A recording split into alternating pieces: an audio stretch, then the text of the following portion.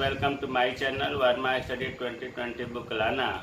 मैं UP board के class 12th के छात्र छात्राओं के लिए इकोनॉमिक्स हिंदी माध्यम से मैं फुल कोर्स कराऊंगा।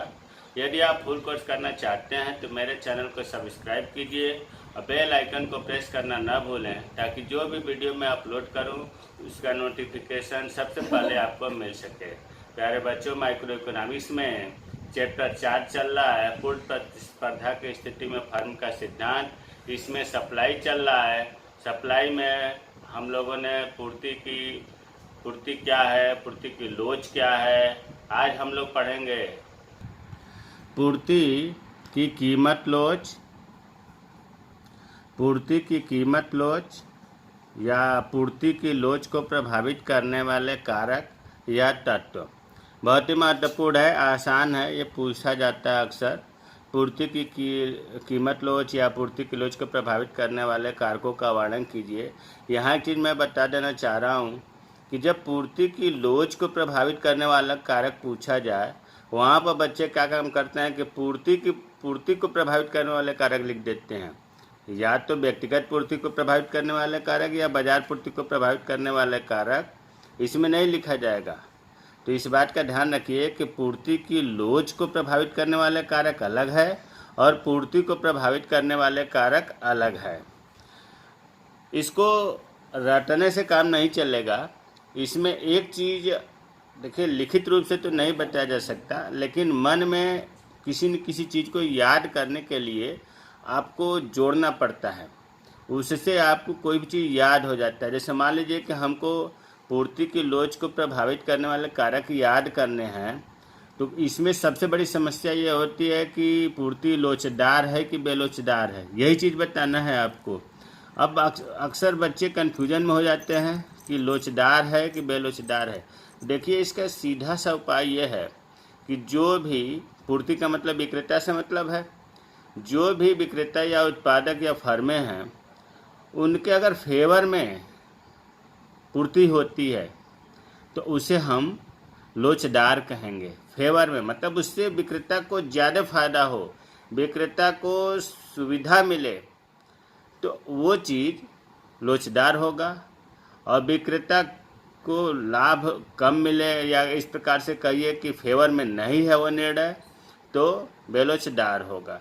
तो हम एक मतलब आइडिया बता रहा हूँ कि जो चीज़ विक्रेता के फेवर में, फेवर का मतलब उसके पक्ष में होता है, वो चीज़ लोचदार बनानी है, और जो चीज़ फेवर में नहीं है उसे बेलोचदार। अब देखिए, जैसे वस्तु की प्रकृति, जो वस्तु मार्केट में भेजा जा रहा है उसकी प्रकृति, नेचर कैसा है।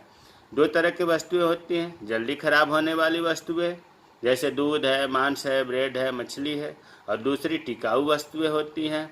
अब इसमें आप सोचो कि उपभोक्ता के लिए विक्रेता के लिए ज़्यादा लाभ किस में कमा सकता है? टिकाऊ वस्तुओं पर, क्योंकि टिकाऊ वस्तुएं जो होती हैं वो अपने हिसाब से अगर दाम कम हो गया तो रोक सकता है, पूर्ति को कम कर सकता है, घटा सकता है, और दाम बढ़ गया तो पूर्ति को बढ़ा सकता है।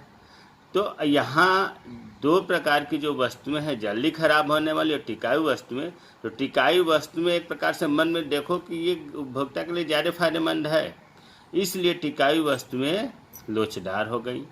और वही चीज़ लिखा है कि जल्दी खराब होने वाली वस्तुएं बेलोचदार होती हैं, टिकाऊ वस्तुएं की पूर्ति लोचदार होती है। तो देखो कितना आसानी से याद हो गया, रटने से काम नहीं चलेगा। दूसरा है साधनों की प्रकृति। इसमें भी वही चीज़ अपने मन में बनाते हैं कि जो उत्पादन के साधन है, भूमि, श्रम, पूंजी, संगठन, साहस, जो उत्पादन के उपादान हैं, साधन हैं, अगर वो आसानी से मिल जाते हैं, विशेष सामान्य रूप से बहुत ज़्यादा खर्च करने की नहीं जरूरत पड़ती, बहुत ज़्यादा मेहनत नहीं करनी पड़ती, सामान्य रूप से मिल जाते हैं, तो ये फेवर में हुआ, जिसे हम कहेंगे कि पूर्ति लोचदार है। और कोई ऐसी वस्तु का उत्पादन कर रहे हैं कि उसका जो विशेष साधन है या कोई विशेष उपादान है जो बड़ी मुश्किल से मिलता है, कठिनाई से मिलता है, तो उस वस्तु की पूर्ति बेलोचदार होगी। तो ये चीज़ भी देखो, उससे कितना बढ़िया कनेक्ट करके याद हो सकता है कि जो आसानी से मिल जाए, जो सुविधाजनक हो, वो लोचदार हो गई। जो आसानी से न मिले, विशेष साधन की जरूरत पड़ती है, वो बेलोचदार है। समय की अवधि, समय की अवधि दो प्रकार का समय होता है इकोनॉमिक्स में पढ़ाया गया है, अल्पकाल और दीर्घकाल। अल्पकाल में समय कम होता है, कीमत के अनुसार अगर कीमत बढ़ गई तब भी आपूर्ति घटा बढ़ा नहीं सकता विक्रेता। जब घटा बढ़ा नहीं सकता तो एक प्रकार से उसके फेवर में कम है या नहीं है, तो हम कहेंगे पूर्ति बेलोचदार है। और दीर्घकाल में इतना समय होता है कि कीमत के अनुसार पूर्ति घटा बढ़ा सकता है, इसलिए पूर्ति लोचदार है। दीर्घकाल लोचदार हुआ, अल्पकाल बेलोचदार हुआ। प्यारे बच्चों, ये कहना कि लिख करके या लिखित रूप से ये नहीं आपको मिलेगा कि जो चीज़ फेवर में है वो लोचदार, जो चीज़ डिसफेवर में है बेलोचदार। ये तो एक प्रकार से आइडिया लगाने के लिए कि कौन सी चीज़ बेलोचदार होगी, कौन सी लोचदार होगी। अब दीर्घकाल में फर्म को क्या है, अपने दाम बढ़ गया तो इतना टाइम रहता है कि पूर्ति बढ़ा देगा, दाम कम हो गया तो इतना टाइम रहता है कि पूर्ति को रोक देगा, तो ये लोचदार हो गई। जबकि अल्पकाल में ऐसा नहीं होता है, इसलिए बेलोचदार होती है। जोखिम सहन करना, जो विक्रेता जोखिम मतलब उत्पादक तो जोखिम का है, क्योंकि उसको जो लाभांश है वो अंत में मिलेगा, पता नहीं लाभ मिलेगा कि हानि होगा, ये तो रिस्क लेना पड़ता है। जोखिम का मतलब रिस्क से है। तो जो उत्पादन जोखिम उठाने को तैयार है वह लोचदार होगा, क्योंकि उसे अपने पर विश्वास है, उससे कॉन्फिडेंस है कि हम इसमें लाभ कमाएंगे, तो उसकी पूर्ति लोचदार होगी। इसके विपरीत जो उत्पादक जोखिम उठाने को नहीं तैयार है, डर रहा है, उसकी पूर्ति बेलोचदार होगी। उत्पादन तकनीक की प्रकृति, तकनीक दो प्रकार की होती है, श्रम प्रधान तकनीक, पूंजी प्रधान तकनीक। श्रम प्रधान तकनीक में श्रम की प्रधानता होती है, मशीनों का प्रयोग कम किया जाता है। पूंजी प्रधान तकनीक में बड़ी बड़ी मशीनों का प्रयोग ज़्यादा किया जाता है और श्रमिक का प्रयोग कम किया जाता है। तो देखो, श्रम प्रधान तकनीक से अगर वस्तुओं का उत्पादन हो रहा है और मान लो कि कीमत गिर गया, तो क्या करेगा विक्रेता कि जब कि बाजार में कीमत गिर गया तो श्रमिक को रोक देगा और जैसे ही कीमत बढ़ेगा श्रमिकों को बुला लेगा। कहने का मतलब यह है कि श्रम प्रधान तकनीक में कीमत के अनुसार पूर्ति घटा बढ़ा सकता है विक्रेता।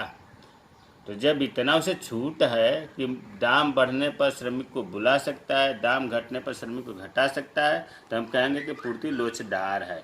और मशीन वाले में क्या है, अगर कीमत कम हो गई मार्केट में, पूर्ति कम हो गई तो उत्पादन कम करेगा, लेकिन मशीनों को तो निकालेगा नहीं, मशीन तो उतनी ही रहेगी जितनी पहले है। स्थिर लागत, परिवर्तनशील लागत लगभग उतना ही पड़ता है। तो कहने का मतलब कि पूंजी प्रधान तकनीक से जो उत्पादन हो रहा है उसमें कीमत के अनुसार घटा बढ़ा नहीं सकते। श्रमिक को तो रोक सकते हैं कि तू कल मत आना, मशीनों से उत्पादन हो रहा है तो मशीनों को थोड़ा नहीं रोक सकते, मशीन तो आ गई है, उसका तो किराया देना ही पड़ेगा। तो मशीनों मतलब पूंजी प्रधान तकनीक की पूर्ति बेलोचदार होती है। अंतिम है उत्पादन लागत में परिवर्तन। यदि वस्तु की पूर्ति बढ़ती है, कब बढ़ेगी, जब कीमत बढ़ेगा, लाभ ज़्यादा होगा तो पूर्ति बढ़ेगी। और पूर्ति बढ़ने के साथ अगर लागत बढ़ रही है, उत्पादन लागत बढ़ रही है, तो पूर्ति कम कर देगा। अर्थात पूर्ति बढ़ाने के लिए लागत बढ़ रही है तो पूर्ति बेलोचदार है, घाटा होगा ना। इसके विपरीत यदि वस्तु की पूर्ति बढ़ने पर उत्पादन लागत नहीं बढ़ रही है तो पूर्ति लोचदार है। प्यारे बच्चों, हमें उम्मीद है कि पूर्ति की लोच को प्रभावित करने वाला कारक समझ में आया होगा। आप लोग चैनल को सब्सक्राइब नहीं करते हैं, इसलिए प्लीज़ निवेदन है कि चैनल को सब्सक्राइब कीजिए, शेयर करिए। जय हिंद, जय भारत।